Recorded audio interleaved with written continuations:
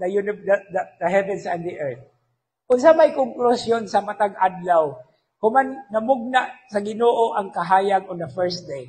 Unsa may closing verse? And evening came and morning followed the first day. No? And evening came and morning followed the second day. And evening came and morning followed the third day.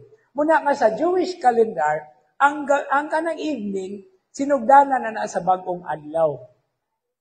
Mauna nga, unsa man, naatay anticipated Mass. No? Ang anticipated Mass sa Sabado para na sa Domingo. No?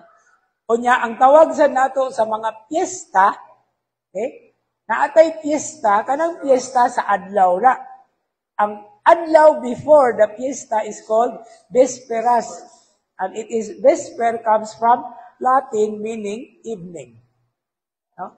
So, ang kasaulugan sa All Saints Day, pagsugod of October 31, unsay tawag nato sa October 31? Holy Evening. Nasa Old English, Halloween. So, og November 1 na, dili na ta ka-greet og Happy Halloween. Kay ang Happy Halloween, kana mang evening,